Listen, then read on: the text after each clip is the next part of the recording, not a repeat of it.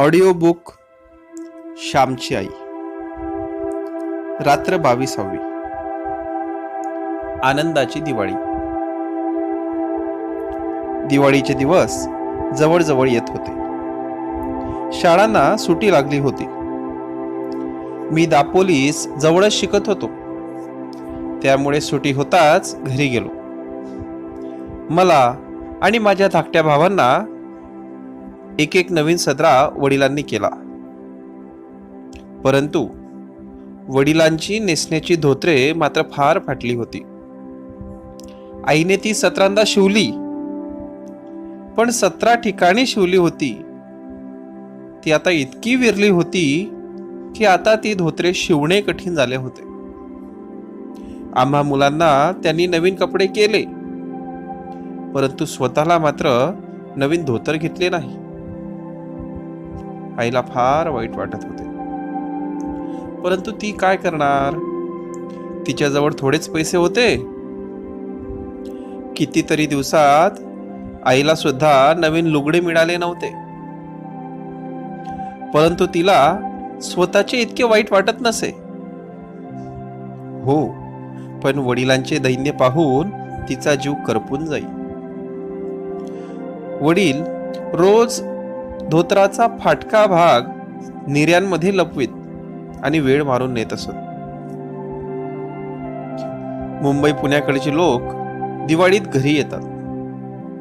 दिवाळीच्या सुमारास समुद्रातल्या बोटी सुरू होतात. समुद्र शांत असतो. मुंबईहून घरी येणारी लोक फटाके, खेळणी वगैरे दिवाळीसाठी मुलांना घेऊन येतात.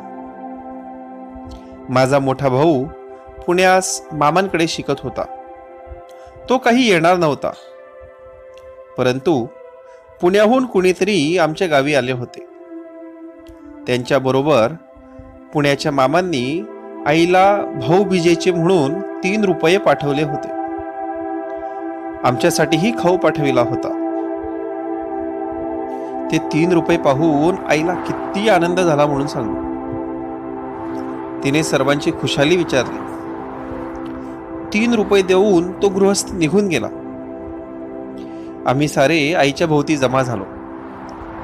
अरे वा, मामाने खाऊ पाठविला असे म्हणून नाचू लागलो. आम्ही आईच्या पाठीस लागलो. आम्हास खाऊ दे म्हणून तिला विनवू लागलो. मामाने जर्दाळू आणि पेपरमिंटच्या वड्या पाठविल्या होत्या. आईने एक एक जर्दाळू आणि पेपरमिंटच्या 2-2 वड्या दिल्या.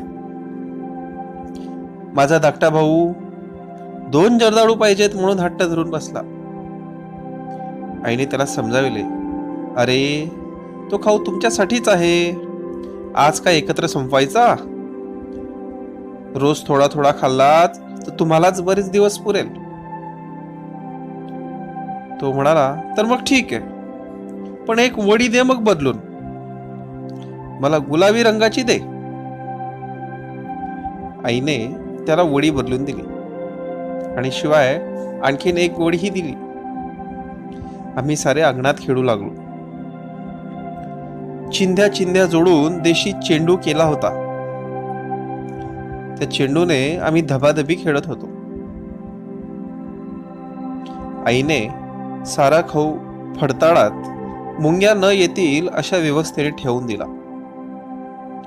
थोड्या वेळाने तिने मला हाक मारली. मी घरात गेलो त्यावेळेस आई मला म्हणाली, श्याम, अरे जरा अमृत शेटजींकडे जाऊन नवीन धोतर जोड्यास किती रुपये पडतात विचारून ये. तुझ्या वडिलांसाठी हवा आहे म्हणून सांग.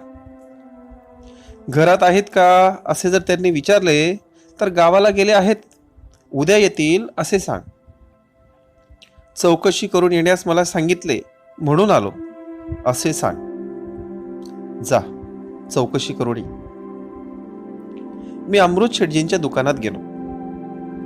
मोहन्या व बद्री हे त्यांचे मुलगे तेथेच होते. मोहन्या मला म्हणाला, काय श्याम, काय पाहिजे? चित्रे पाहिजे असतील तुला म्हणून आलास होय ना? मी त्याला म्हटले, चित्रे तर तू देत नाहीस, मग कशाला मागू मी तुझ्याजवळ कधी मागणार नाही. धोत्राचा भाव विचारण्यासाठी आलो आहे. कोणाला धोतर जोडा? तुला? त्याने विचारले. नाही नाही, भाऊंसाठी हवा आहे. चांगला लांब आणि रुंद हवा, पोत देखील चांगला हवा. किंमत किती ते विचारावयास मी आलो आहे. आणि हो, 2-3 नमुने दे, ते मी घरी दाखवून आणतो, असे मी त्याला सांगितले. मोहन्या मारवाड्याने 2-3 प्रकारचे धोतर जोडे दिले. अमृत शेठ म्हणाले, दाखवून लवकर परत आण हो श्याम. मी लगेच उत्तर दिले, आम्ही काही घरी ठेवणार नाही, आणि ठेवले तर पैसे देऊ त्याचे. हो का? तुझ्याजवळ भारी पैसे झालेत वाटतं. बापाजवळ तर फद्या नाही, अमृत शेठ म्हणाले. त्यांचे हे शब्द ऐकून मला फार वाईट वाटले. अमृत शेठांचे आमच्याकडे कर्ज होते, म्हणून ते तसे बोलले. स्वाभिमानाने जगू म्हणणाऱ्याने मरावे, परंतु कर्ज कधी काढू नये. ते नमुने मी घेतले, घरी आलो आणि आईला दाखविले. त्यातील एक धोतर आईने पसंत केला. किंमत बेताचीच होती.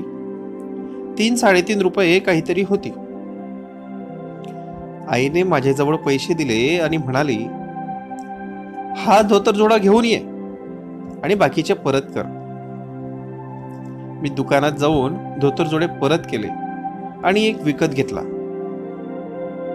आईने त्याची 2 पाने निरनिराळी फाडली आणि प्रत्येकाला कुंकवाचे बोट लावून ठेवले.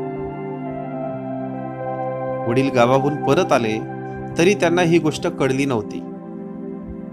दिवाळीच्या दिवशी पहाटे मंगल स्नाने झाल्यावर आई वडिलांना नवीन धोतर नेसावयास देणार होती. आम्ही मुले ही गोष्ट लपवून ठेवणार होतो. आईच्या कटात आम्ही सारे सहभागी झालो होतो. उद्याची दिवाळी. आम्ही टाकड्याच्या शेंगा आणून त्यातले इंद्रजीव काढले आणि ते वाटून आईने आपल्या अंगाला लावण्यासाठी लागते ते तयार करून ठेवले. पायाखाली नरकासूर म्हणून चिरडण्यासाठी कारिंटे आम्ही गोळा करून ठेवले. अंगण झाडून स्वच्छ केले. खरं तर घाण दूर करणे म्हणजे खरोखर नरकासूर मारणे. नरक हाच असूर म्हणजेच नरकासूर. आणि नरक म्हणजे काय तर घाण. या घाणीसारखा दुष्ट राक्षस कोण आहे? राक्षस 100 माणसे खाईल, परंतु ह्या घाणीतून उत्पन्न होणारा रोगरूपी राक्षस हजारो माणसांना खाईल. म्हणून घाणीसारखा शत्रू नाही.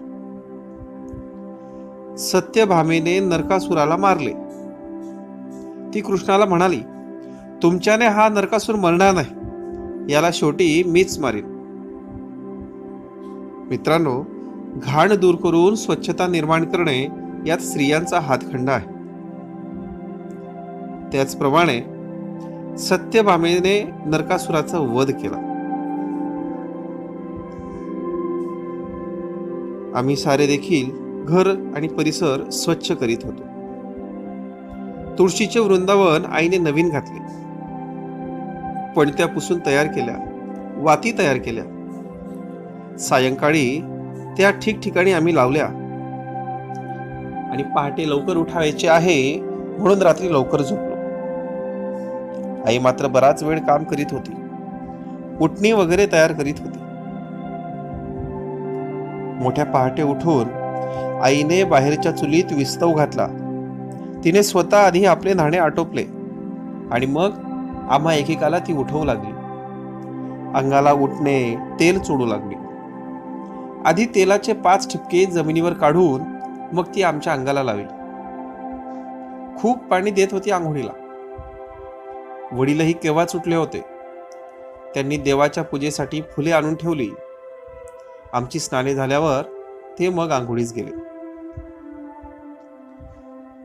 आम्ही घरच्या देवाला नमस्कार केले आणि देवळात सुद्धा जाऊन आलो.